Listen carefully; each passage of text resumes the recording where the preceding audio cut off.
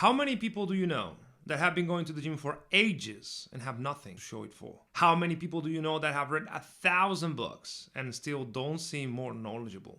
By the end of this year, you're going to understand why trying to become 1% better every day, no matter how much mainstream advice you may have heard about this, is exactly the wrong goals if you are a knowledge worker. Let's get to it.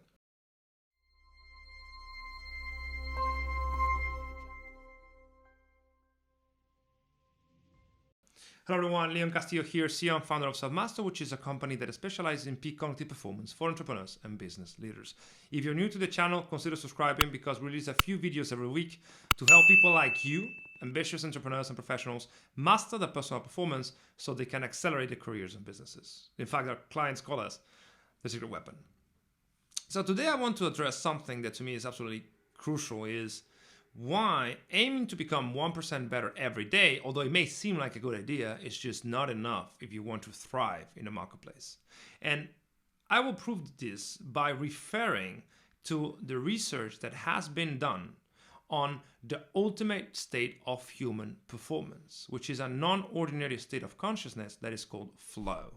And flow is a term that was first coined by Mihaly Csikszentmihalyi, which was the first psychologist that studied this. And he wanted to understand what made people perform at their best. So what was the key that actually made them as good as they could be? And after interviewing thousands of people globally, he came to realize that there were a few triggers that could be embedded in one's practice in order to trigger a sense of what he called flow. Flow is just a state of mind in which everything seems effortless, everything seems timeless. You are working at peak capacity and you forget about eating, you forget about anything that is not involved with the task. This is what best performance across any industry aim to manufacture everyday lives. Their ability to show up every day and do their best work. But Csikszentmihalyi came to realize that no matter the task and no matter the type of person, no matter the culture or the previous conditioning of the person, there were universal triggers that suggesting a neurobiological origin for that non-ordinary state of consciousness. And although without getting too deep into the technical details, and this is important to note that research is still ongoing, there's one particular trigger that I believe really explains why some people actually get out of the comfort zones and conquer heights they never thought possible before, and some don't. And this is the challenge skills ratio. Challenge skill ratio is a relation between what you are trying to accomplish, what's the actual challenge you're trying to overcome, and your skill level. If there's a 1-1 relationship between both, meaning that you're totally ready to take on that challenge because you have the skill set and the confidence, then you will not trigger a flow state. Because in order to trigger that flow state, you need to be working on something hard enough so that it sits outside of your current level of your abilities.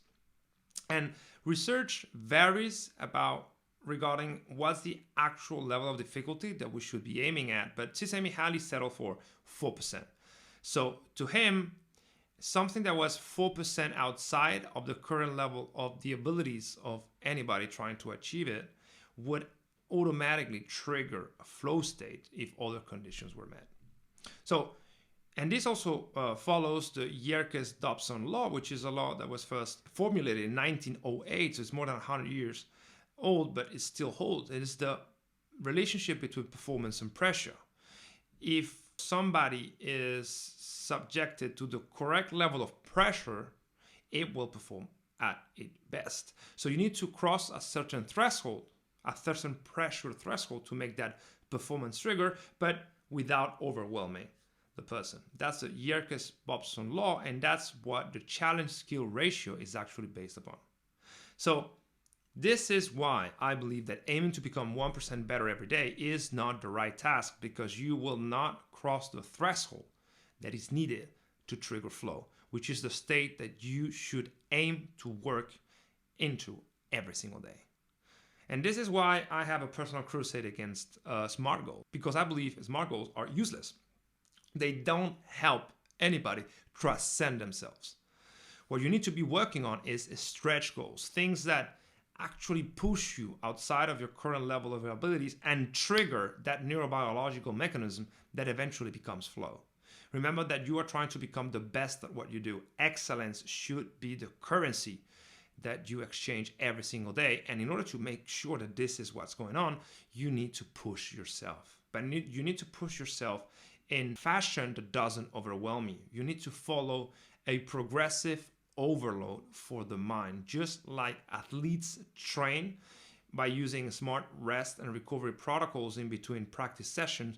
You need to be doing the same when working at your office and when selecting the task that you are involved in. Of course, if you want a proven framework of how to do this, how to actually analyze your work and segment difficulty and challenge and adjust your skills, and having a clear understanding of how to better work in flow, because you segment your days based on your own biorhythms and assign tasks to the level of difficulty based on your own rhythms, then sign up for the Evolution program.